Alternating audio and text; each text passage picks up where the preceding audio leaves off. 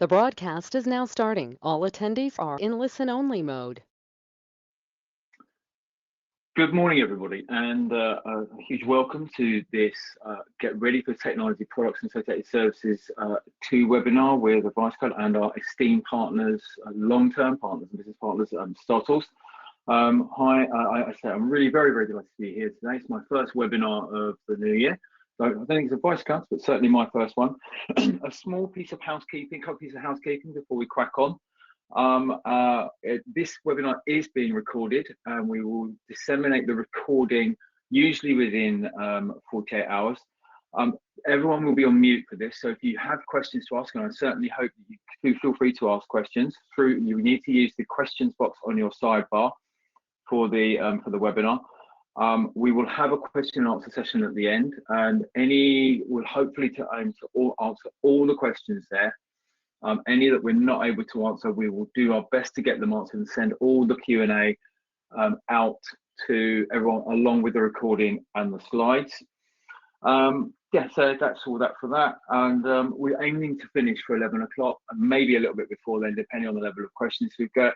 But yeah, we should be here for an hour. So without further ado, I will crack on. So the agenda today, we'll do a very quick brief round of introductions, and then we'll talk about how TPaaS works for buyers and suppliers. We'll see whether the framework has been a success, who's buying through TPaaS and who's selling, what the application process will look like, and we'll share some insight onto stuff that we've seen generally on common approach for CCS frameworks you may need to be aware of, what the future of the TPaaS framework will look like. We'll talk about a bit about some resources for you to do some stuff, some your own investigations, and then some of the ways that we can help. Go into our Q&A, and then we'll wrap up. All the way through this, because we are muting, but we do like to make these as interactive as possible, so we can try and make sure that we share the right information to you. We will be sharing a number of polls throughout the process. Without further ado on that, we give you about a minute to answer those. If you can answer those as honestly as possible, that would be great. And then we'll be able to use them. We'll share the live information as the polls go on. Okay, so in terms of introductions, AdviceCloud, we're what we call a purpose-driven public sector procurement consultants, procurement specialists and framework consultants. We aim to work with buyers and suppliers to support the digital transformation of the public sector, as well as utilising the power of procurement to help people and planet. And our success has been quite evident there. We've got over 420 clients so far that are listed across all frameworks. I think that may be slightly out of date. Certainly not taking into account G-Cloud 13, I don't think. Over £1.2 billion been won via digital marketplace clients alone as a direct result of our work. We've got over 700 services successfully listed across all frameworks. And the bit that we're really purposeful and proud about is that 71% of our clients are SMEs. And we very much, our work is targeted at the SMEs. We do work with some of the bigger names in the business, and we can't avoid those. But most of our work is aimed at working with small to medium enterprises to go in and be successful within the public sector. We do work with buyers as well, as I said. So, Advice is rooted in absolute real public sector experience. And we've done very managed procurements for various public sector organisations that you can see on the right-hand side. And this kind of means that we do know what they want, how they work, and how they think. Especially working when you're trying to work with areas that aren't used to, that are used to mainly for dealing with the bigger boy suppliers, and trying to work with smaller suppliers can be quite a difficult brief. Here's our lovely team. This is our new photos that we've had. I'll launch our new website, which will be next month. I always get a bit proud, a bit emotional when I see this. It's lovely to see how the team have grown over the time. I'm now delighted to introduce Carsten of Startals. We've had a very long partnership and have helped many of our joint customers accelerate their public sector plans. So Carsten, do you want to do a quick introduction, please? Yes, thanks, Chris, and yeah, the AdviceCloud team for getting us involved as always. Yeah, we're a great, I think, 1-2 punch in terms of approaching the public sector. I'm the Chief Product Officer and one of the co-founders here at Startals. And today I plan to bring some observations of what's happened with TPaaS 1 and use some of that to inform what we are likely to see with TPaaS 2, all based off of analysis of contract awards from within the Startals platform. So much more of that to come. Thank you very much. And if I jump here, and just 2 minutes on who we are and what we do at Stottles. At the bottom line, we help companies be more productive and proactive in their public sector sales. We aggregate a huge amount of information that's sector specific, and we deliver it via a platform, but also via services that are a bit more tailored to each individual customer, in order to help them basically focus on the right places at the right time. We're lucky to work with many great technology companies and other companies in the space. We're really big on the co-development approach. So really being shoulder to shoulder with our customers to make sure that our offering is developing in the right direction in the most valuable way possible. And I saw some familiar names on the attendee list. So yeah, great to see everybody new and existing friends of Stottles. All right, I think we're getting interactive now. Let's go to the poll. Danny, if you click on launch that, please.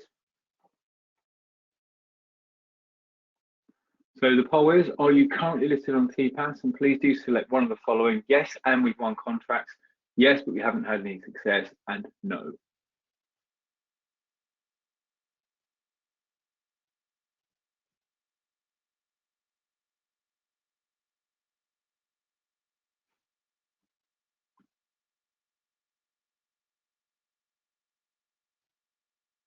Okay, give you a couple more seconds.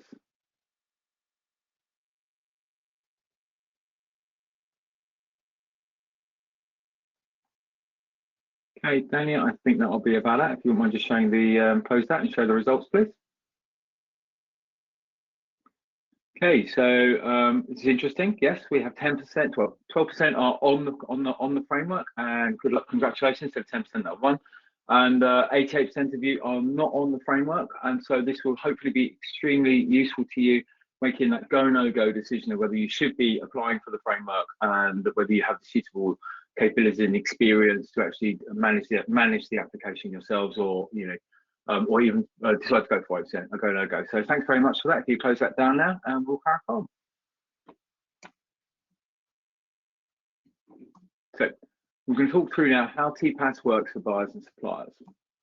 Okay, so first of all, in terms of why frameworks. Okay, so for those of you who aren't used to working within the public sector, frameworks are a very good and quick and easy way for the public sector to buy, rather than having to go through the very, very long tender processes that are regulated by the public sector contract regulations.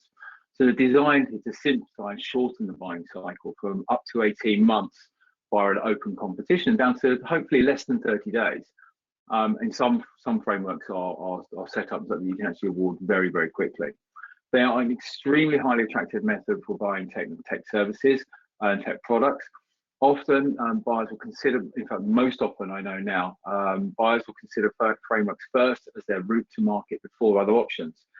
Simply the fact that they've got so much workload on that they need to be able to get the things done. And mainly frameworks are aimed, really, to be honest, at buying commodity services. But for more technically complex stuff, then then you may need to take on different procurement routes.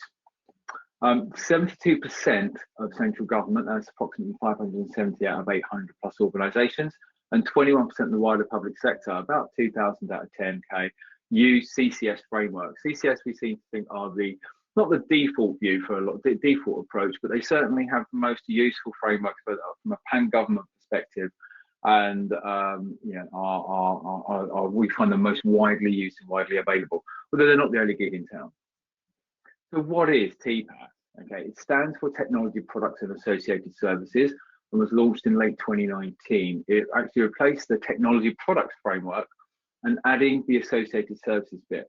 And the trick in the name here, this is not something to do a bespoke managed service. Okay, if you're looking for that, you need to be on the Technology Services Framework, which will be out in about another 18 months. This is for stuff that's closely aligned to the box. Yeah, and by the box we mean, so it could be configuration of hardware, it could be the design of a complex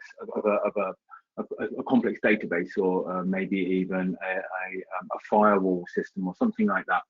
Yeah, and it could will include the design, the configuration, install, and the support, then the break-fix maintenance for technology products and technology products such as hardware and software. Okay. On the first round of TPAS, 39 suppliers were awarded a place, excuse me, and 50% of those were SMEs. So it is definitely a happy hunting ground, hopefully, and Carsten will show some more spend detail. We'll show some more spend detail shortly as well.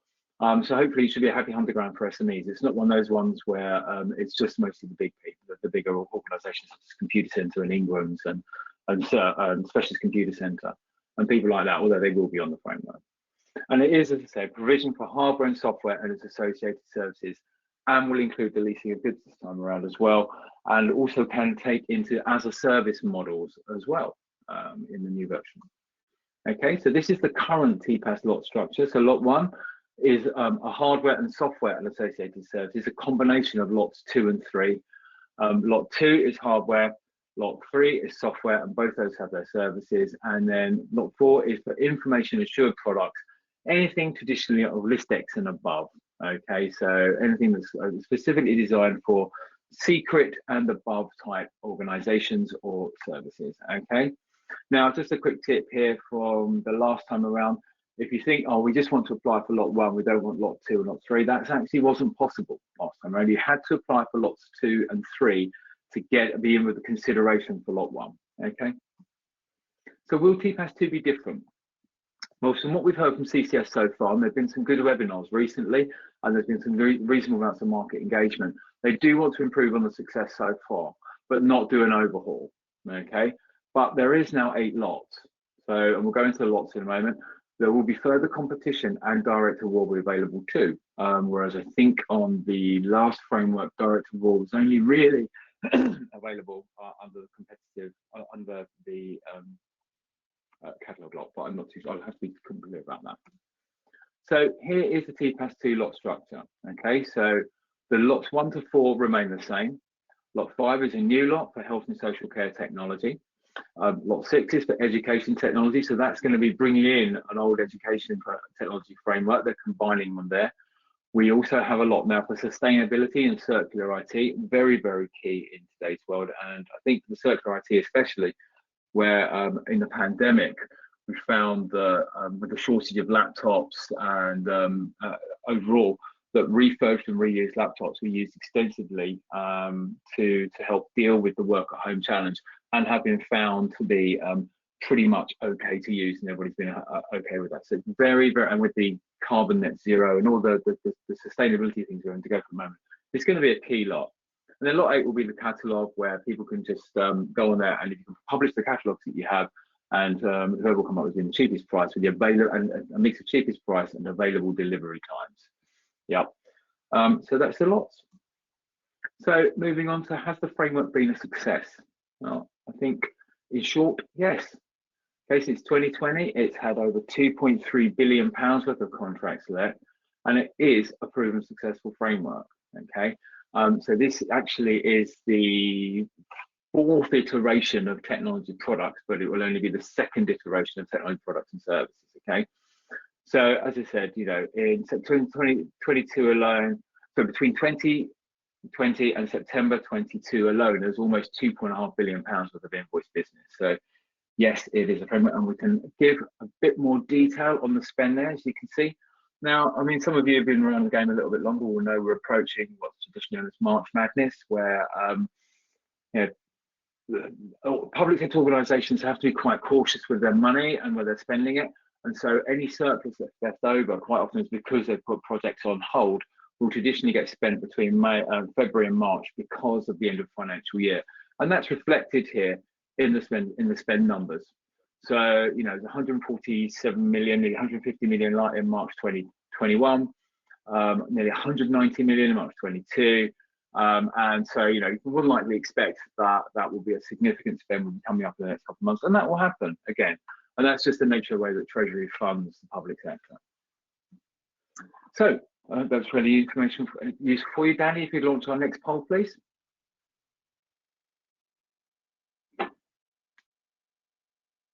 So This is, will you be applying for TPAS 2? Please select one of the following. Yes, definitely. We want to, but there are some barriers. We're still unsure. It doesn't look likely that we'll be able to, or no, it's not for us. I'll give about a minute to answer these. There's quite a few questions there. So please, these all anonymous, these answers, by the way. We won't be sharing who's answered what publicly. We do have the information in the background, but yeah, all we'll be doing here is just really trying to take a temperature of the people that are attending, as well as you know, what the market's thinking at the moment.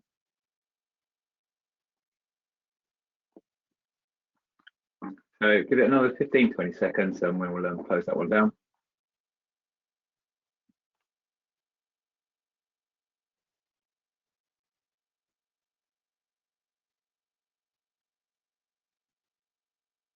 Okay, I think everyone's ended. Danny, do you want to close that down and show the results? Here we go. So poll results, 35% of you saying yes, definitely. 12 if you want to, but there are some barriers.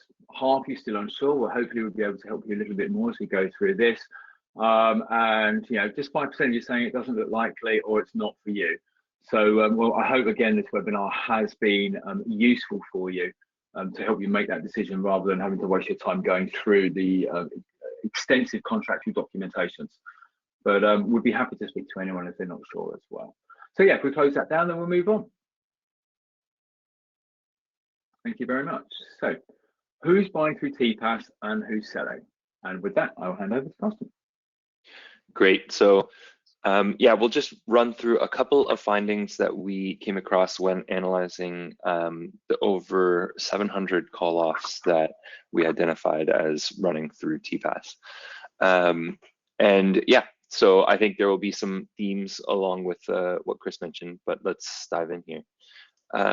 So when we look at the contracts awarded and we look at the type of buyer that was actually purchasing that specific piece of work, we actually see quite a variety.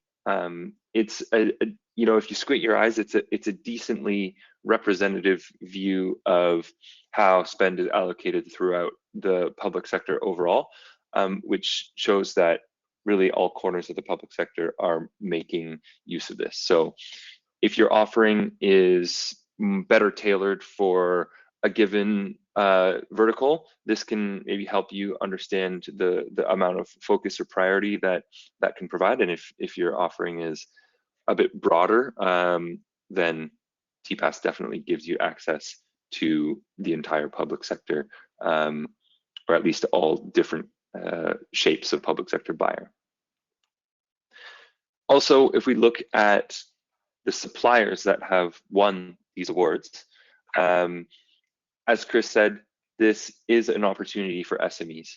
50% of the suppliers on that framework on TPAS 1 are SMEs. And this might be a bit expected, but the number of awards actually awarded to SMEs was not 50-50, more like 1/3. However, that is still a very significant amount of spend and economic activity flowing to SMEs, which generally we like to see. If we then look at some of those top suppliers that have won the most contracts from TPAS 1, this might not be wholly surprising, but VARs really kind of dominate the top of the league table. Insight Direct, for example, taking 39 individual call-offs from TPAS 1, and similar shaped businesses rounding out the top 5. If we look at what types of contracts those resellers and those top suppliers were awarded, again, VAR kind of licensing deals made up the majority of that activity. There's a lot of Microsoft licenses, but a broad variety beyond Microsoft as well. Hardware, lots of laptops, computers, and devices that made up kind of the bulk of that category. And then other is naturally a bit more of a grab bag, but you know, firewall services, endpoint protection, et cetera, et cetera. So this gives a bit of a view of who is going to be maybe most visible or most present in the framework, but there is quite a long list of suppliers beyond this that have found success in the framework as well. And with that, I think we can head over to the application process. Thanks, Carsten. Let's go through that now. It's really very, very useful information, actually. Thank you. So what will the application include? Well, first of all, the date has been announced, subject to CCS sourcing and getting things right. I'm sure that Crown Commercial Services are frantically making sure that everything's in its right place at the moment. So it's due to open on the 9th of February.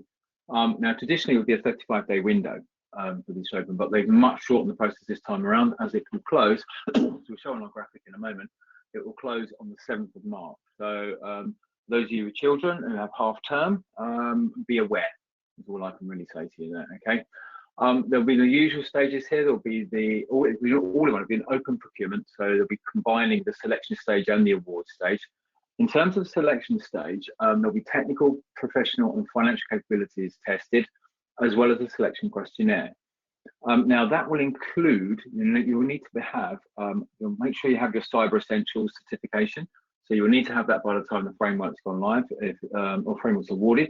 If you don't have it, then there'll be the financial viability and risk assessment template to be completed. You will need to give customer examples as well for the selection questionnaire. And there'll be details needed around prompt payment, your carbon reduction plan, as well as subcontractors, should you be relying on any subcontractors to deliver the services within the scope of any of the lots you're applying for. Okay. The award stage, and that's quite extensive, so there's quite a lot of stuff to be aware of there. Okay, in terms of the award stage, there'll be a quality evaluation, which will be answering a number of questions about how you will do something. There will be a price evaluation, where you'll be asked to submit either a margin or maybe even a rate card for the services, so they can actually do a comparison. And also you will be asked to answer some social value questions, and if you're not sure what that is, I would strongly recommend you look up PPN 0620, which will give you details. And just if you use your favorite search term for that, or contact us and we can give you links in there. And you'll be asked to answer a number of questions, answer a question or a number of questions based on 5 or 6 key themes on that. Okay. So why should you get listed on there? So if you do supply tech products or software or any of the relevant ones, then you really do want to be on it. Okay. The thing with these frameworks is they're not like GCloud or DOS that open up every year for applications. Once they have a 2-year plus, usually a 4-year life cycle, so it's a 2 + 1 + 1. So they have 2-year life cycle, and then 18 months in, CCS will decide, yes, we need to extend it, and they'll either extend it by 12 months or they'll go for the full 24 there and then. So far, I've never seen this not be extended. Okay, so if you don't want to get locked out for 4 years, then you do need to apply. All right. It provides a complete range of technology products and services for a variety of purchasing models. It helps simplify the customer experience, especially for your technology as a service needs. Yeah, and it will enable sustainability by providing end-to-end services for the life cycle of technology products you buy. So buy, upgrade, maintain, and recycle. And it will have some, as I say, it has some niche technology sector stuff there as well. So for healthcare, for example, it could be some wearables that you need to buy to deliver very much of the analytical type stuff, that things that are happening now within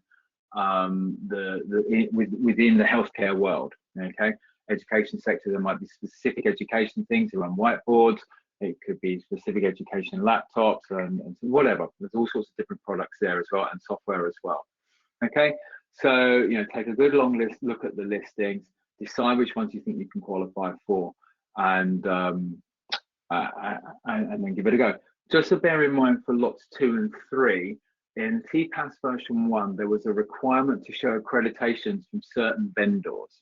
Okay, now this is something that caused a lot of consternation in the marketplace last time, saying, oh well, how can we get these? This isn't what we sell. Well, you do need to have these accreditations, whether you've got them or not, or there are ways of doing this. Okay, if you don't have them, but please do get in touch if you need some more information on that. Okay, here's the submission timeline. Okay, so on the 9th of February, is what's called, it used to be known as OJU, it's now called an ATP, this is above threshold procurement, will be published, okay? So it isn't long to go at all. I'm not going to work out the dates on there, but it's not far away at all, 12 days. So we then will have there's a period where you can ask questions, which is the clarification period, that will end, and then the submission deadline will be the 7th of March. Now, tip to the wise, please don't do anything on the last day. Yeah, it'd be very unwise to do that. Quite often there are problems either with your networks or your uploads, your application that doesn't work. If you miss that, that's your problem. I've been on the other side of this as a buyer, where people have been trying to submit tenders to me. They've left it at the last minute. They didn't realise the files are so large to upload. The network went down, and they were stuck, and they were locked out. Okay, so our best practice is always don't do anything on the last day. If we talk about network services 3, you might actually challenge that one, but that's maybe a conversation one-to-one one day. And on the 22nd of August is when you can expect the framework award. And the 5th of August is when it's due, 5th of October, sorry, is when the TPAS 2 is due to go live, which means you can start trading then. Now, there's clearly, before that, there's a huge amount of work you can be doing between even framework award and TPAS 2 going live. Okay, so and we will be back with webinars on what to do with what next. But if you're new to the public sector or you're looking to build out, there's a huge amount you can do, as well as really contacting Stotter's to talk to them about what the services they can offer to help you get in the upstream conversations, which is something we advise to every single buyer. And Carsten again will come with more information on that shortly. So another poll. Danny, when you're ready, here we go. So, do you feel ready to apply for TPAS 2? Select one of these, please. Yes, you have everything in place. A little bit, we could be more prepared. No, we're not ready for applications. Or we have no clue where to start. I'm really hoping that after this, that we've few no clue where to start, but we will see. Give us about another 30 odd seconds and then we'll close that one down and share the results.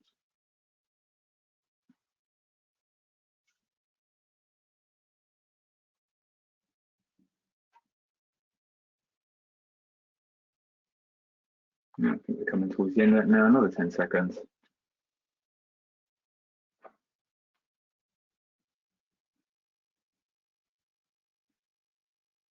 Okay, let's close that down and make a bit and show the results, please. Okay, do you feel ready to apply? So 20% of you have everything in place. 60%, a little bit, we could be more prepared. 11% of you, no, we're not ready for applications, and another 11%, no clue where to start. Okay, so that's pretty much 80% of you are getting there in terms of application. So, there are hopefully, the 20% of you that are on there that are either not ready or don't have a clue where to start, this will give you a little bit more information on what you need to do and can start going around getting those things. Again, if you're not sure, please do give us a call. Book some time with us. There's a link at the end of this to book some time so we can talk through some things that are available either from us or go and do yourself. Okay, so Danny's close that down and we will crack on some more. Lots more information to share. Thank you very much. Okay, so let's talk through this feature of the TPAS framework. Carsten. All right, so as we look ahead to TPAS 2, of course, getting the right to play, pass and go, is super important, and a prerequisite for actually being eligible for any of this spend. However, that is just the beginning, and so let's talk a bit about what we might expect from TPAS 2 and how folks can be most prepared and get the most out of the framework once you're on it. So first, I want to talk a little bit about what Chris was mentioning in terms of how to engage with buyers most effectively in order to actually be successful and basically win those call-offs when they come to be. So this is not unique to TPAS, but an important concept. When tenders are released or call-offs, putting together compelling and kind of complete bids is super important. However, we've done quite a number of studies with our customers where we look at their CRM data, look at their historical performance. And when folks bid on tenders without having engaged with or any previous relationship with the buyer, win rates are very low, in the 4 or 5% range. And given the amount of effort that putting a high quality bid together takes, that is a lot of effort for a very unexpected payoff. However, when you engage with buyers before a tender is even released and you're building relationships and you're understanding their priorities, their goals, their current situation, and really helping them to craft the solution that will help them to achieve those goals and priorities, the chances of success increase dramatically on the order of 10 times. So that at the point that that tender is released, you already have a very clear game plan, a very good idea of how you fit into the picture, and that just translates into higher success rates. So that is a little bit of the, I would say, theory before we get into the nitty-gritty, because it is important in terms of how we think about the best activities for your teams going forward, and what to look at in terms of the buyers to engage with and the activities that your team should be doing. So now if we get specific to TPAS, so we want to engage with buyers in order to build relationships and be in the right place at the right time. There's a huge number of buyers out there, so to do that with all of them would really just be impractical. So we want to focus our efforts on those that have the highest likelihood of needing what you provide, the highest likelihood of being receptive to conversations, and at the end of the day, success. And so how do we do that? Well, we want to look for signals that those buyers are going to be receptive to conversation and everything that I just said. One specific signal that we can look at that is quite powerful is contract expiries. So what we mean by that is let's say some cloud provision contracting was done within TPAS-1, and it was a 2-year contract that expires in November of this year, for example. That is a very good signal that come November of this year, that buyer will need to reprocure that underlying service of cloud provisioning or whatever it might be.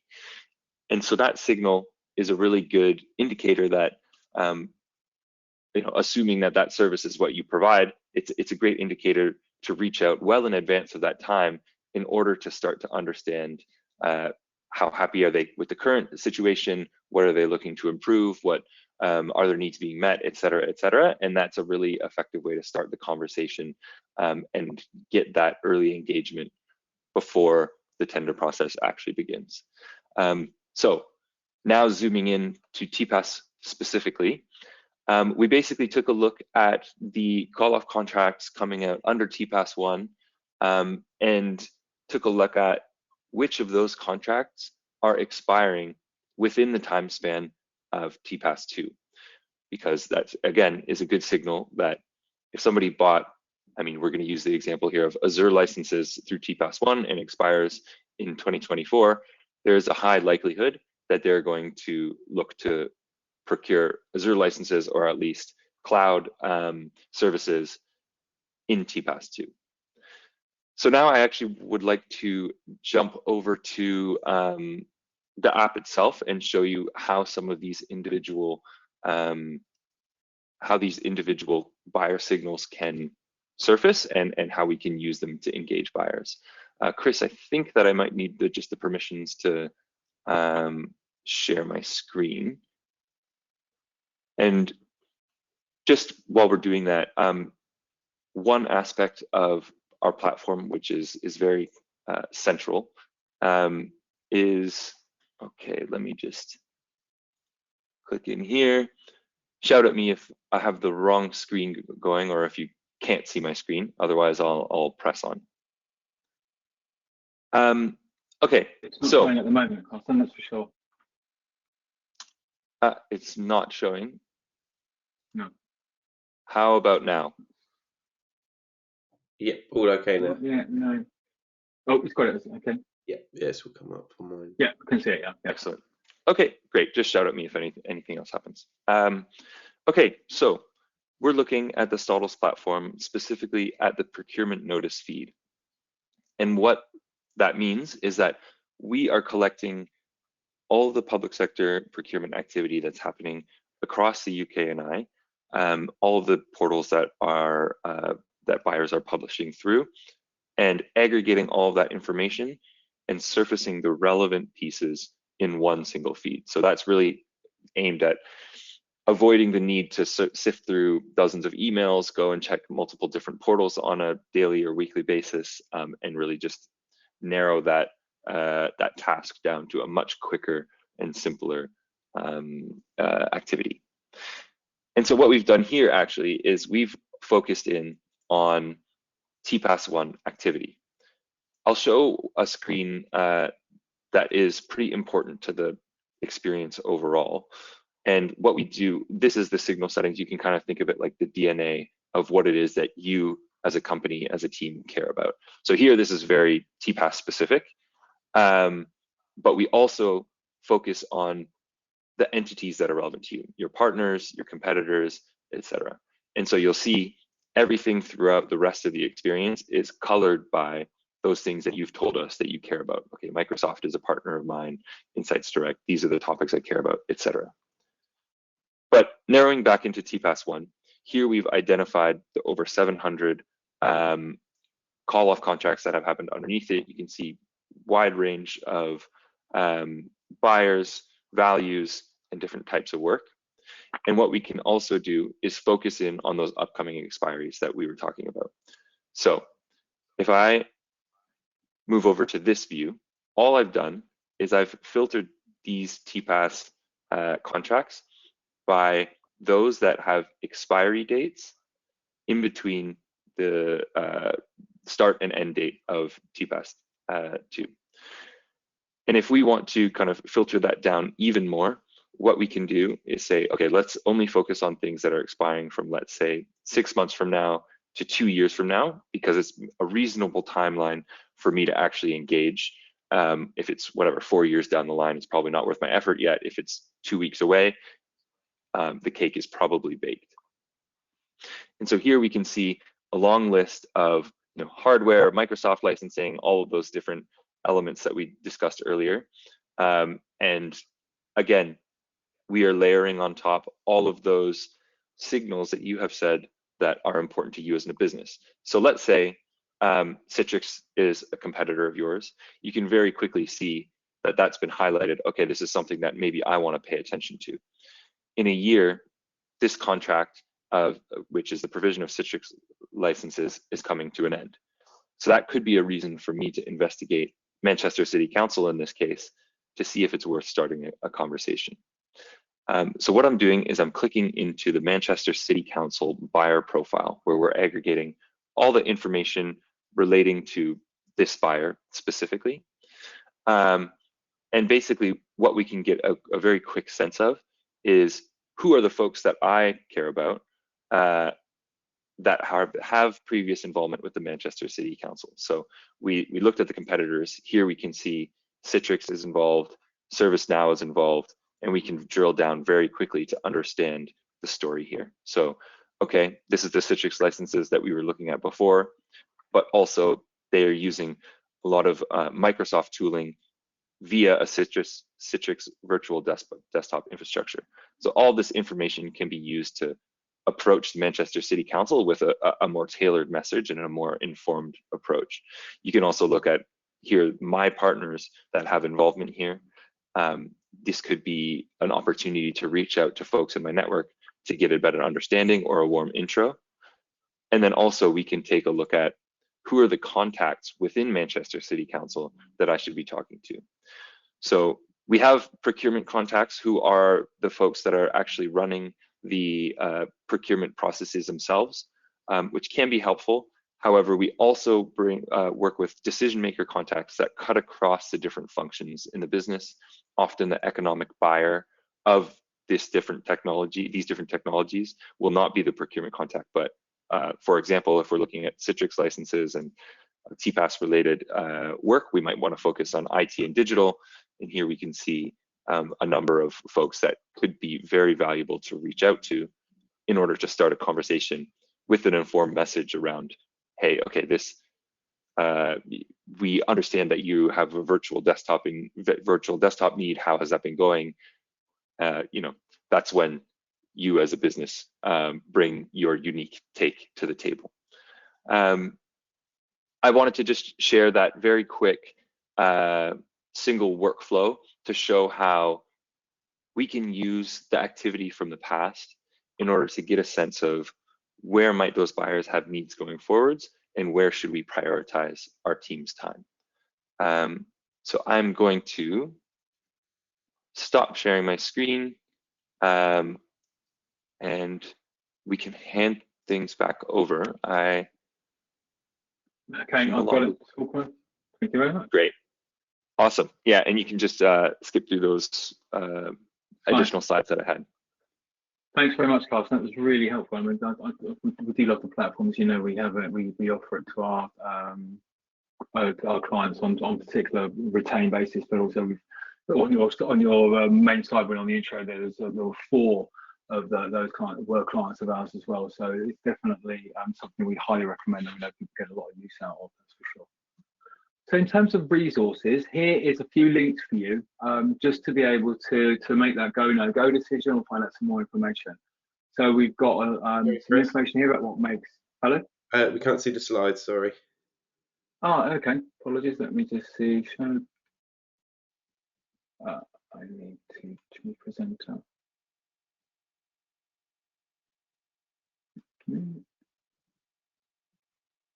Okay, is that better? Can we see that now? It's come up, but it's all white for me. If it does, everybody else see it? Yeah, Yeah. All good. We're good. It's good. Is it come back? Oh.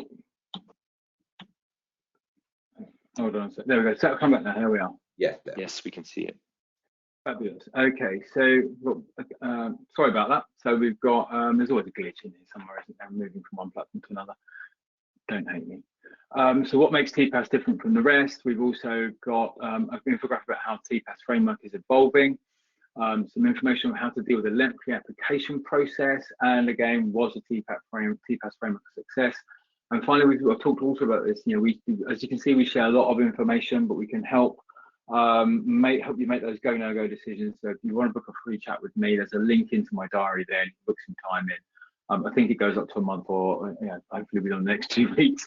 The spaces are limited, though, I have to admit. You know, we are busy, but hopefully there'll be some other people available if you can't get hold of me. So in terms of our services and what support's available, I'm going to be quite quick through this because I want to get into the Q&A. We offer a bunch of workshops and trainings. All we do is focus on the UK public sector, okay, and helping suppliers be successful and grow.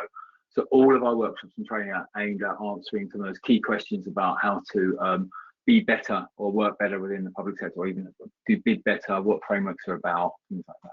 Okay, 50% of our business is framework applications, and we're extremely good at those, and I'll show some data on that in a moment. We have our go-to-market assessments as well. We're able to work on the upfront stuff and saying, you know, whether your products or services are suitable to a particular market. So you might be selling in central government, but want to work within health, and we can help with that with our strategic advisors that we have, a lot of ex-government chief officers. That makes us unique in the UK market and what we do. Okay, we have a procurement plus service, which is an excellent hand-holding. It's a membership service where you get 2 different levels. You get access to lots of our gated content, plus an enormous amount of access to our procurement specialists and framework support should you need, so as well as it being a phone and friend service. And also we can do bid reviews as well. It's something that's very growing, and we're just having lots and lots of successes, especially on call offs and frameworks that are competitive. Our framework listing services, we do a fully managed framework support service where we take responsibility for the delivery of your framework and framework guarantee and framework to get on these ones.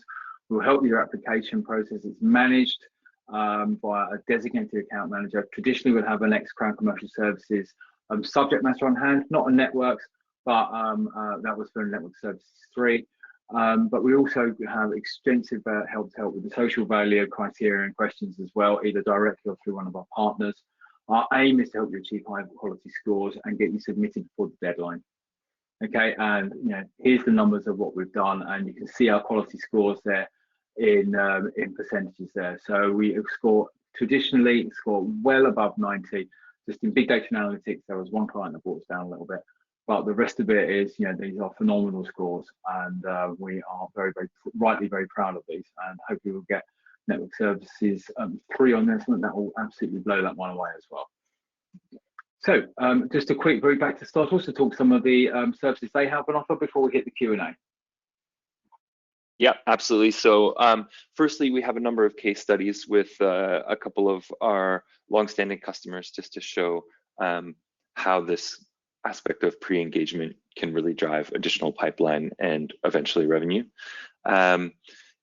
You can check out our website or speak with our sales team to understand how all the different services and the aspects of the product come together. The one thing that I would really highlight here is that we do have a free tier which allows you to track open tenders. So it won't allow you to look at what are the historical contracts and when are they expiring and who are the contacts.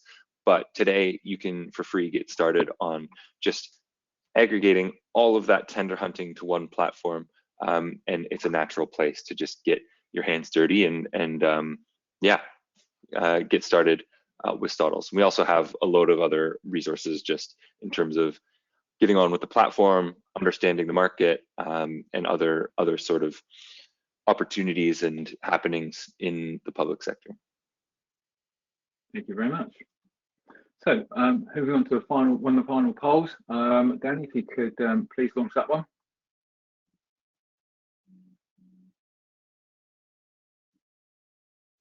So this is really useful feedback for us, please. So if you could tell us how you found this session, whether it's very useful, or not useful at all, we'd be very grateful to hear from you.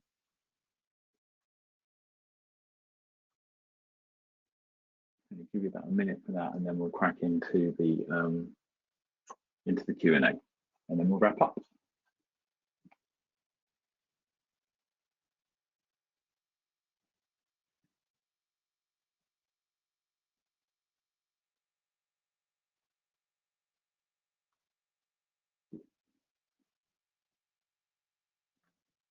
Of course, is there anything you wish to tell us about this webinar where we can improve? Please do use the question box or the chat box. We can find the stuff out from there, preferably the questions box. I'm not too sure whether once we close this down, whether the chat box gets complete, but whether we get to keep it, sorry.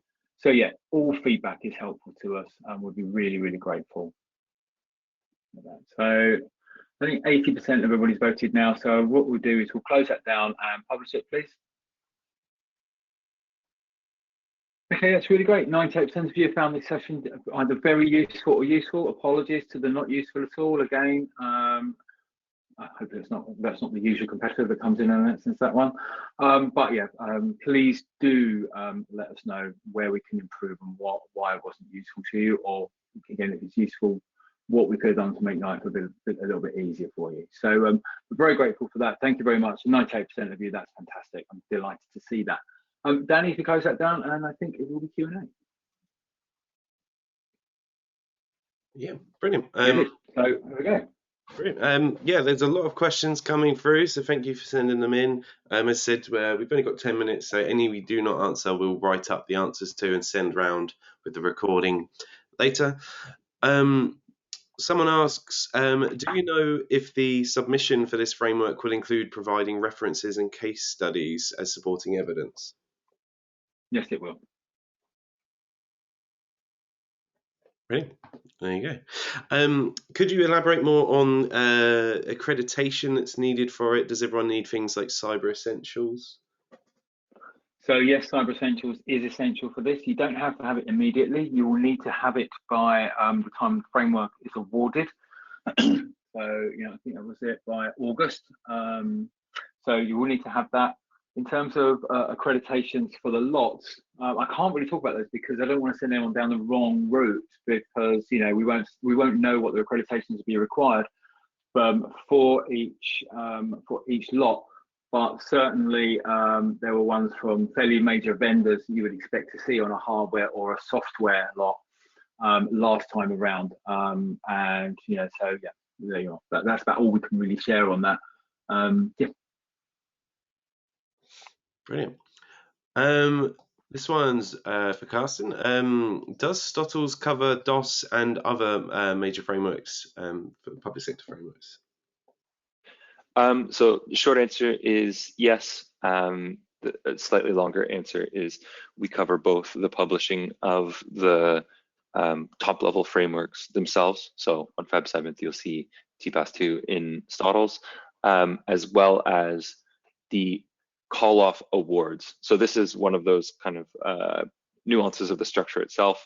The call offs, when they are being tendered, are distributed privately to the framework, the suppliers on the framework. However, once that award is completed, they publish the outcome of that publicly, which we collect and include as well. That was the basis of the analysis that we went through today. That's it. Nice, brilliant. Yeah, so there's a few people asking about clarifications, whether they're relevant or not. If you are wondering whether you are suitable for this framework, it's a bit more technical, so do get in touch and we can have a chat about that. But someone says, this is combining a few questions, is this framework suitable for SaaS products, but also is it suitable for bespoke software solutions and support as well? So I can help answer that. So the answer to the second one, for bespoke solutions, no. That would be a different framework. So you'll be looking at, in the main, digital outcomes and specialists for that one, from a Crown Commercial Services perspective. Excuse me. Now, for SaaS products, bear in mind that this is technically, in the main, a reseller framework. Okay. So if you are only selling, I'll use a customer example from Stottles. If you're Freshworks and you're selling your CRM or your ITSM products there, it's unlikely that you will qualify to get on, because you would need to be selling that via a reseller, unless there is a way that you're doing that. You're qualifying as a reseller as well. Okay, so the idea is to get commodity bought software or products. So we tend to call it box products. Yeah.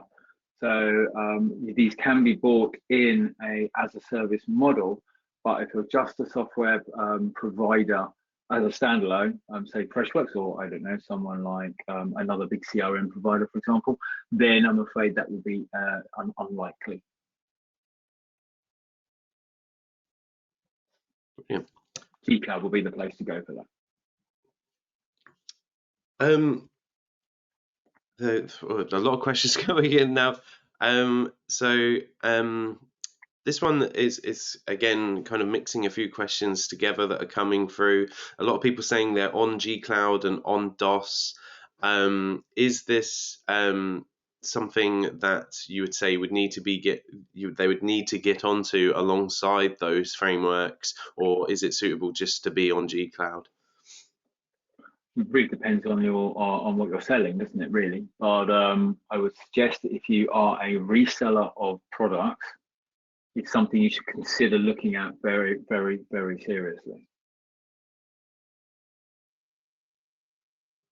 Brilliant.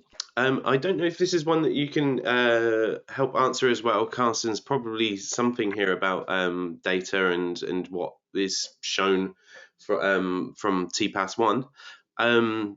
What evidence is there that local authority buyers will use TPAS2 rather than existing regional frameworks? Yeah, so I mean, the main evidence that I would point to kind of indicate that local buyers will be present here is the fact that they made good use of TPAS1. I don't have the exact number in front of me, but it's somewhere in the range of 20 to 25% of the awards under TPAS1 were by local authorities. So unless there's some relatively dramatic shift, which we're not expecting, we would expect to see that again. Nice. Cool. So this is another one for Chris. How long does this sort of application normally take for a kind of SME size business? Well, the application process is traditionally 35 calendar days. Okay. Now, depending on how much information you have to hand, it could be as short as between 5 to 7 working days across your organization if you are used to applying for ground commercial services frameworks and have applied for things like this before. Otherwise, you could be looking at 10 to 15 working days. And also, let me just clarify that it depends on the number of lots you're applying for as well, because each lot will require a assigned customer example. Yeah. Plus, if you're looking at putting subcontractors in there as well, you'll need to put subcontractors that are relevant. And there'll be quite a lot of work to do. So it all depends on the number of lots you're applying for. Nice. We've had a few questions about how to get in touch. So it's probably best to ask. And Carsten, some people are saying, what's the best way to get in touch about the Stotl software? Absolutely. So on our website, there are a number of places to book a demo. That is a great place to start. But also, you're more than welcome just to email us directly. My email is karsten@stotls.com. My colleague's John's email is john@stotls.com. Find us in one way or another, and we'll make sure you're talking to the right people. Brilliant. And the same question to you, Chris. How to get Okay, well, there's a number of us. We will show some contact details at the end of this anyway. Okay, so when this comes around, when we send the slides and the recorded webinar, you'll see a consultation link where you can book a call straight into my diary with me. If not, if you email hello@advice-cloud.co.uk or inquiries@advice-cloud.co.uk, then that can get you in touch with the team and they can book some time as well if my diary is showing us full. So yeah, there's a number of different ways you can get to. We'll go onto our website. There's chat on there, or there are contact details as well. But as I say, on the end of this in a minute, we'll show you some ways of getting in touch with us. But also, there will be links into my diary to be able to book some time so that we can have a bit more of a one-to-one conversation. Cool. There are a few. What, 2 minutes? 2 minutes left. So should we do two more questions, then we'll wrap up. Yeah, let's do one more question, and then we'll send around the written answers to the rest of those that we didn't get to answer. Someone said, could you clarify, as it seems that you suggested that this framework is mainly for VARs. Is that correct? It is. Certainly, like, let's caveat that. Certainly for the first 4 lots. Okay, so the first 3 lots, absolutely. The fourth one, yes, unless there's a specific top secret and above product that you sell that you think would be worthwhile on there. And then for the health and social care and the education lots, there can be opportunities just for technology specific ones in there, but it's more than likely that you'll be reselling stuff into education market. In the vast majority, this is aimed at VARs. Brilliant, great answer. Cool. Yeah. So yeah, we'll stop the questions there, and we'll send around the written answers either later today with the slides, or you'll get them tomorrow. Thank you very much, Tony. That's really great. Well, thanks a lot. So that just for me to wrap up. I just wanted to say a huge thanks to Carsten for taking the time out to join us today. And to all of you for all the information that you've helped join in this. I really hope it's been useful to us. We do obviously do these for free, so if you could just follow us and follow Stotls on the social links. Again, you'll see the information of how to get in touch with us there on both of us. So you know, it does help us a little bit with our social presence, certainly on LinkedIn. I don't really do Twitter anymore, thank you very much. but definitely on LinkedIn, and you know, please do follow us there. But I really hope you've enjoyed it, and you know, if you are applying, I wish you the very best, and we'll send around the recording stuff for later on, and wish you best for the future. Thanks again. Thank you. Thanks, everybody.